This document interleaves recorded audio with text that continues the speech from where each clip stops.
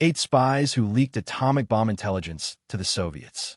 During the height of World War II, as the United States and Britain collaborated on the top-secret Manhattan Project, the Soviet Union quietly launched one of the most aggressive espionage operations in modern history. Their objective: to infiltrate and gather classified intelligence on the development of the atomic bomb. Operating under the codename Operation Enormous, meaning enormous in Russian, the Soviets recruited American and British informants, many of whom were devoted communists embedded within scientific and military circles. Among them were high-level physicists stationed at the Los Alamos Laboratory, the heart of the atomic bomb development effort. This intelligence leak was a decisive factor that allowed the Soviet Union to develop and successfully detonate its first nuclear weapon in 1949, an event that escalated the global power struggle and marked a critical turning point in the Cold War. The full extent of this atomic espionage network remained hidden for decades. It wasn't until the Venona Project, a top-secret U.S. effort to decrypt Soviet communications, uncovered clear evidence of Soviet spying, that the magnitude of this security breach became public. However, because the Venona files remained classified until 1995, much of the evidence they revealed couldn't be used in court. As a result, many of those involved in passing atomic bomb intelligence to the Soviets were never prosecuted. These 8 spies, among others, played pivotal roles in altering the course of global power during the early Cold War era. Their actions sparked decades of nuclear arms competition, political mistrust, and geopolitical tension that would define international relations for the remainder of the 20th century. 1. John Cairncross. John Cairncross served as the private secretary to Sir Maurice Hankey, a senior British official who played a key role in tube alloys, the United Kingdom's secret atomic research program during World War II. Through this position, Cairncross gained access to highly sensitive information and relayed intelligence to Soviet contacts. Notably, he provided Moscow with a list of American atomic scientists and possibly leaked a crucial 1941 report assessing Britain's ability to construct a uranium bomb. Although his espionage activities remained under wraps for decades, Cairncross was interrogated by MI5 during the 1960s and eventually confessed. In exchange for cooperation, he was granted immunity from prosecution. His full role in Soviet intelligence operations came to light in 1990 when he was publicly identified as the elusive 5th man in the infamous Cambridge spy ring, alongside Kim Philby, Guy Burgess, Donald MacLean, and Anthony Blunt. Cairncross passed away in Herefordshire, England, on October 8, 1995. Cairncross's actions contributed significantly to the Soviet Union's ability to close the nuclear gap, marking him as a key figure among the spies who leaked atomic bomb intelligence to the Soviets during the early Cold War years. 2. Melita Norwood. Melita Norwood holds the distinction of being the Soviet Union's longest-serving spy in the United Kingdom. Employed as a secretary to a director within the British Tube Alloys Project, Norwood maintained an unassuming existence in suburban London while conducting espionage activities that spanned from the 1940s well into the 1970s.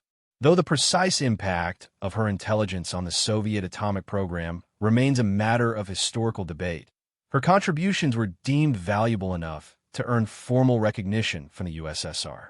In 1979, Norwood was quietly honored during a visit to Moscow.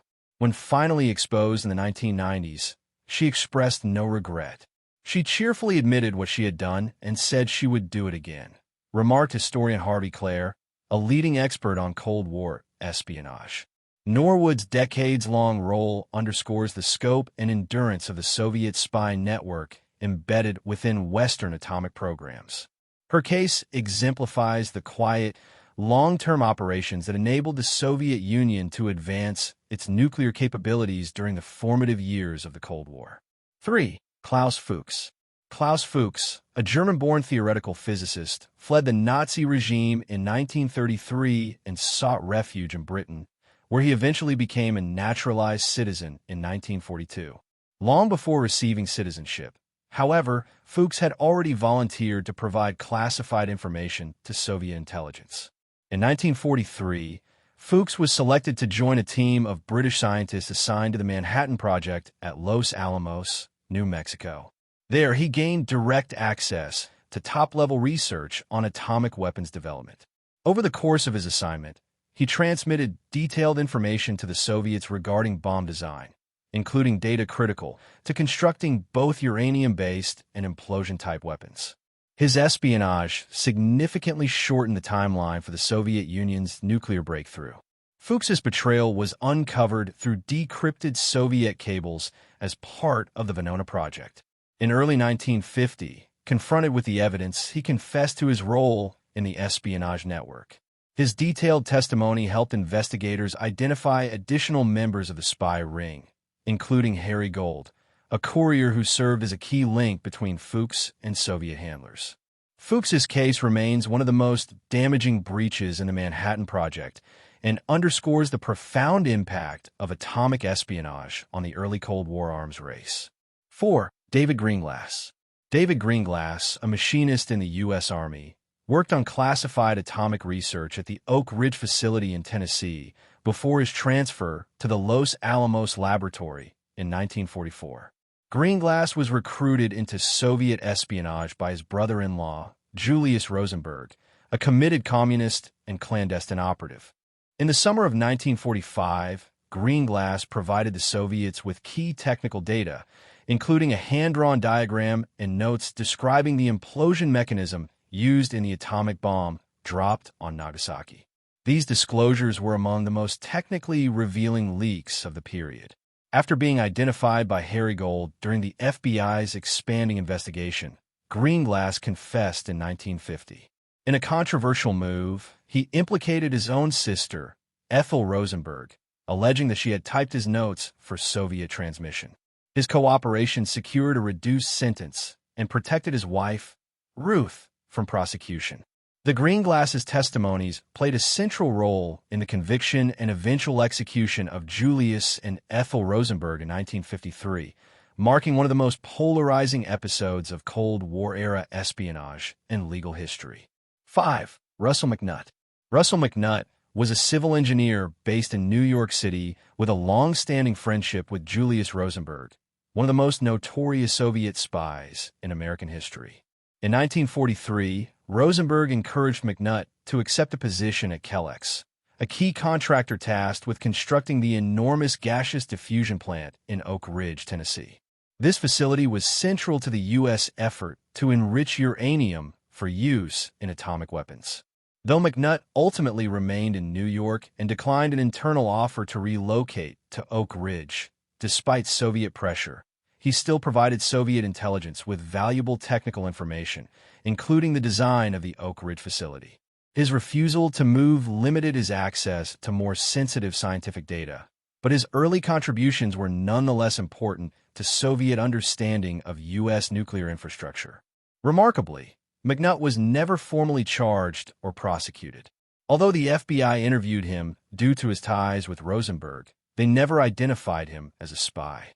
His covert involvement in atomic espionage came to light decades later through the notebooks of Alexander Vasiliev, a journalist and former KGB officer who documented sensitive Soviet intelligence archives.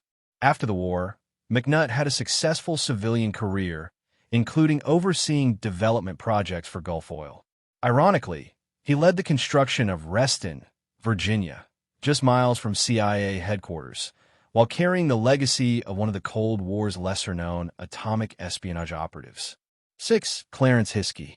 Clarence Hiskey, an American chemist, began his work on nuclear research at Columbia University, focusing on gaseous diffusion, one of the core processes used to separate uranium isotopes.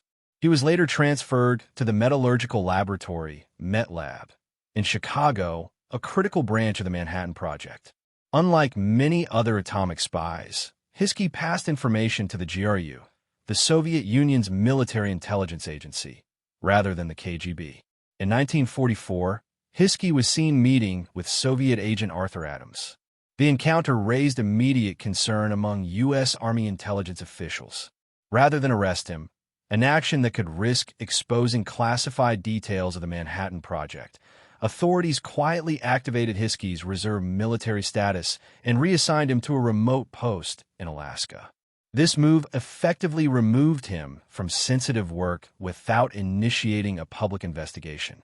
After the war, Hiskey was summoned before a congressional committee to testify about his wartime activities. He invoked the Fifth Amendment and refused to answer questions. Due to a lack of admissible evidence, no formal charges were filed, allowing Hiskey to evade legal consequences. He later returned to civilian life and held academic and research positions, including a professorship at Brooklyn Polytechnic Institute. Hiskey's case reflects how early Cold War espionage investigations were often constrained by secrecy surrounding the U.S. atomic program, enabling some spies to escape prosecution while significantly aiding Soviet nuclear advancement. 7. Theodore Hall. Theodore Hall was one of the youngest physicists assigned to the Manhattan Project, beginning his work at Los Alamos while still in his late teens. Despite his age, Hall had access to some of the most sensitive research within the U.S. atomic weapons program.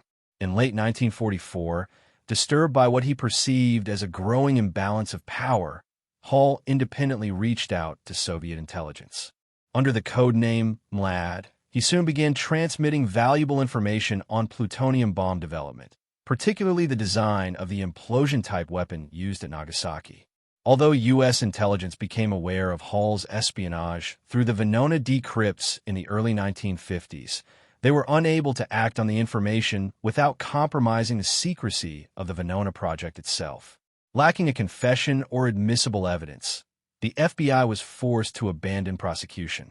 Hall later moved to the United Kingdom, where he built a respected career as a researcher in biophysics.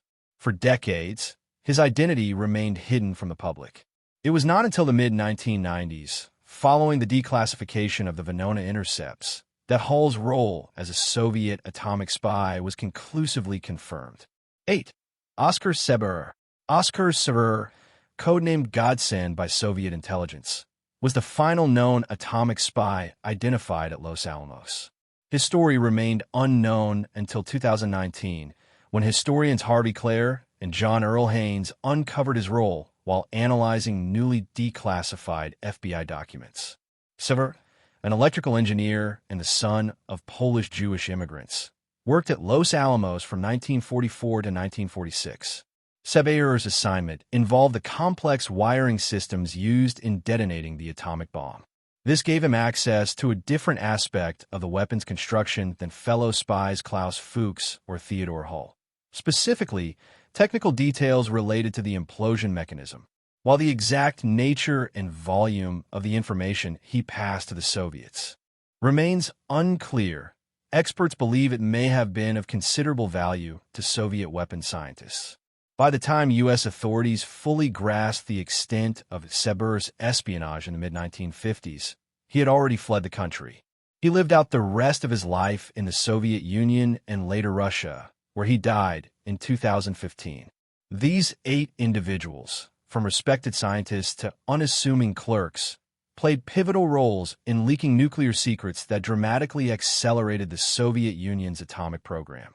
Their actions not only reshaped the balance of power in the post-war world, but also marked the beginning of a dangerous and enduring global rivalry, the Cold War. If you found this history revealing and thought-provoking, be sure to subscribe to History Love for more in-depth stories about espionage, war, politics, and the untold forces that shaped our modern world. New episodes every week. Don't miss out on the next chapter.